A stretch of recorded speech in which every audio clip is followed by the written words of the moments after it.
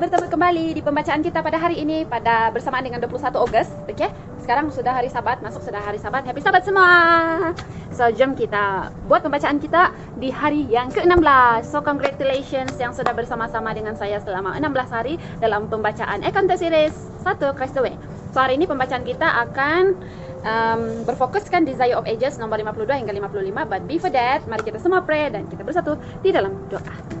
Tuhan Allah Bapa kami yang bertakhta di dalam kerajaan syurga, kami mengucapkan pujian dan syukur Bapa atas berkat Engkau, kasih Engkau, penyertaan Engkau setiap saat Tuhan. Kami merasakan berkat Engkau, kasih Engkau sentiasa sehingga kami merasakan bahwa hidup kami ini terlalu berharga. Setiap nafas yang Engkau berikan, kami juga sangat-sangat bersyukur sebab semuanya itu adalah berasal daripada-Mu Tuhan. Dan terlalu banyak berkat yang kami tidak mampu untuk sebut, tapi kami sangat bersyukur dan biarlah kesyukuran-kesyukuran itu kami gunakan untuk membantu Engkau menyebarkan lagi Injil Engkau ke seluruh dunia Tuhan, dan mempersiapkan diri sendiri dan seterusnya juga mempersiapkan orang lain yang berada di sekeliling kami untuk menyambut kedatangan yang kedua kali Tuhan. Dan pada saat ini kami ingin teruskan untuk pembacaan kami untuk hari yang ke-16.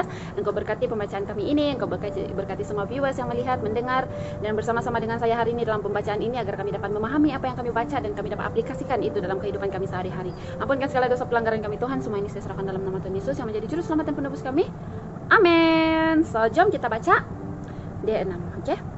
Desire of Ages nomor 52 dan 50 hingga 55. Oke. Jikalau demikian, alangkah besarnya erti yang terkandung dalam upacara menyerahkan Kristus itu. Tetapi imam tiada melihat melalui tirai itu, ia tidak membaca rahasia yang di baliknya. Upacara menyerahkan anak-anak bayi adalah suatu peristiwa yang biasa sahaja. Dari hari ke hari, imam menerima uang tebusan bila mana anak-anak bayi itu diserahkan kepada Tuhan. Dari hari ke hari ia bekerja menurut acara kerjanya sehari-hari, memberikan hanya sedikit perhatian kepada orang tua atau anak-anak, kecuali ia melihat tanda-tanda kekayaan, yaitu kedudukan tinggi di pihak orang tua anak-anak itu. Yusuf dan Maria miskin, maka ketika mereka datang dengan orang tua anak-anak itu, Yusuf dan Maria miskin, oke? Maka ketika mereka datang dengan anaknya itu, imam melihat hanya seorang lelaki dan perempuan yang berpakaian seperti orang Galilea, dan dengan pakaian yang paling sederhana. Tiada barang sesuatu pun dalam rupa mereka yang menarik perhatian, dan mereka mempersembahkan hanya persembahan yang biasa dipersembahkan oleh golongan yang tidak mampu. Imam melaksanakan upacara pekerjaannya yang resmi. Ia memangku anak itu lalu mengangkatnya di depan mezbah. Sesudah mengembalikannya kepada ibunya, didaftarkannya lah namanya Yesus dalam daftar anak-anak sulung. Ia sama sekali tidak menyangka sementara anak bayi itu terletak pada tangannya bahwa ia maha besar surga, raja kemuliaan. Imam itu tidak memikirkan bahwa anak bayi inilah dia yang telah ditulis oleh Musa. Tuhan Allah akan membangkitkan bagimu seorang nabi dari antara saudara-saudaramu, sama seperti aku membangkitkan bagimu seorang nabi dari antara saudara-saudaramu, sama seperti Tuhan Allah akan membangkitkan bagimu seorang nabi dari antara saudara-saudaramu, sama seperti aku. Dengarkanlah dia dalam segala sesuatu yang akan dikatakannya kepadamu. Kisah 3 ayat 22. Tidak difikirnya bahwa anak bayi inilah dia yang kemuliaannya Musa telah memohon untuk melihatnya. Tetapi satu oknum yang lebih besar daripada Musa sedang terletak pada pangkuan imam itu.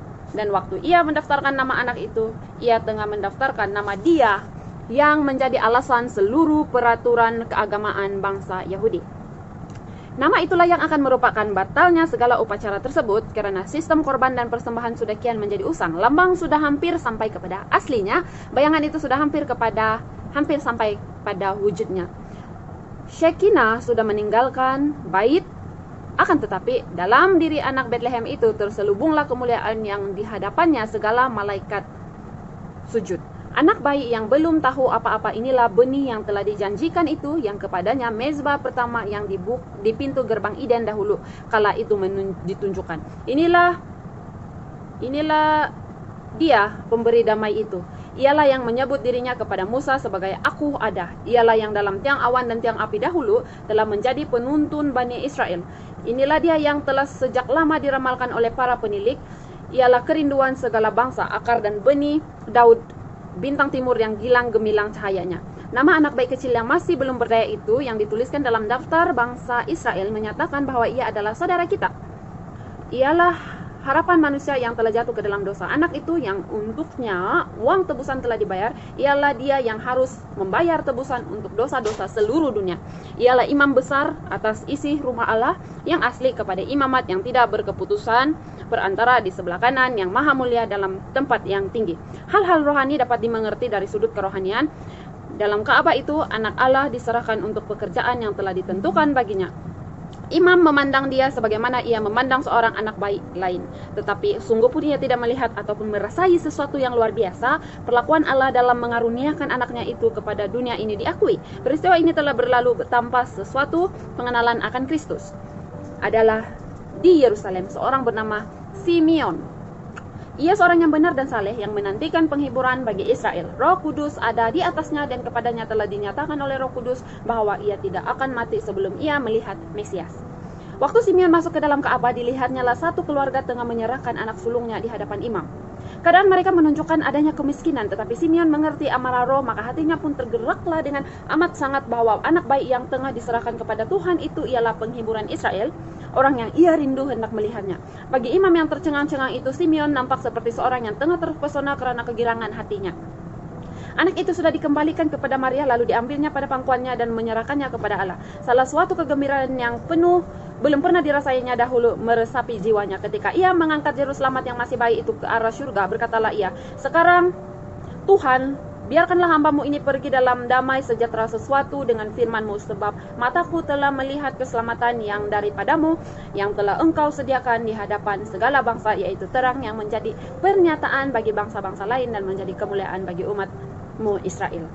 Roh nubuat ada pada hamba Allah ini, dan sementara Yusuf dan Maria berdiri di sana, keheran-heranan pendengar perkataannya diberkatinya mereka itu, serta berkata kepada Maria, "Sesungguhnya anak ini ditentukan untuk menjatuhkan atau membangkitkan banyak orang di Israel, dan untuk menjadi satu tanda yang menimbulkan perbantahan, dan satu pedang akan menimbus jiwamu sendiri supaya menjadi nyata pikiran hati banyak orang." Hana juga seorang nabiah datang masuk lalu memperkuatkan kesaksian Simeon mengenai Kristus itu. Sedang Simeon berbicara, wajah wanita itu bersinar dengan kemuliaan Allah dan dicurahkannya syukur hatinya karena ia sudah diizinkan melihat Kristus Tuhan itu. Orang-orang beribadat yang rendah hati telah mempelajari nubuatan tidak dengan sia-sia, tetapi orang-orang yang menduduki pangkat sebagai penghulu-penghulu dan imam-imam di Israel, sungguh pun mereka juga sudah mendengar penyataan yang indah dari nubuatan. Mereka tidak berjalan pada jalan Tuhan, dan mata mereka tidak terbuka untuk melihat terang hidup itu. So, sampai di sini saja pembacaan kita untuk hari yang ke-16, mengisahkan tentang Yesus. Oke, Yesus yang masih bayi dan dibawa kepada imam, oke. Dan di situ ada orang yang tidak sadar yang bahwa dia itu adalah Yesus Kristus, tapi ada beberapa nabi yang merasakan berkat Tuhan dan sangat gembira bila mereka nampak bayi itu. Saudara macam boleh tahu yang bayi itu Roh Kudus sudah memimpin diri mereka untuk menggerakkan hati mereka bahwa bayi itu adalah juru selamat mereka. Oke. So, hebat kan? So, begitulah macam mana Yesus merendahkan diri macam manusia biasa, oke? Seperti manusia biasa yang simple-simple dan malahan hidup daripada keluarga yang miskin, oke? So, sampai di sini sejak pembacaan kita pada hari ini. Kalau kamu mau dengar lebih banyak tentang firman Tuhan, kamu teruskan ikuti channel Ermiza Ministry, oke? Dan akan ada lebih banyak lagi yang saya akan kongsikan firman Tuhan di masa akan datang, sebab tebal lagi nih guys. So, kita baca sama-sama sampai habis, oke? So, that's all for today, and thank you guys for watching, and mari kita berdoa. Tuhan adalah Bapa kami yang bertak dalam kerajaan surga. Terima kasih Tuhan karena Engkau sudah memberikan kami satu pelajaran yang begitu indah, di mana Engkau Yesus Kristus sudah datang ke dunia sebagai manusia biasa. Malahan dia juga merasakan kehidupan berasal daripada orang yang sangat miskin dan tidak mempunyai apa-apa. Jadi kami sangat bersyukur karena kami boleh meneladani Yesus Kristus, walaupun dia berasal daripada keluarga yang sangat miskin, namun dia tetap setia untuk melayani Engkau dan mampu untuk berjuang melawan godaan-godaan setan, ujian-ujian yang diberikan, sehingga walaupun dia menggunakan kudrat manusia sahaja, dia mampu untuk berhadapan dengan segala sesuatu pencobaan yang menjatuhkan dia sebagai manusia biasa Tuhan. Dan kami juga akan sentiasa menjadi seperti Yesus, supaya kami sentiasa diberi peringatan, sentiasa memperbaiki diri kami dari masa ke masa, agar kami terus boleh menjalani kehidupan kami sehari-hari dengan memuliakan nama-Mu Tuhan. Terima kasih Tuhan, berkati hari Sabat ini, biarlah Engkau terus menyertai kami semua ini saya serahkan dalam nama Tuhan Yesus Kristus yang menjadi juru selamat dan penebus kami. Amin. So that's all, bye bye.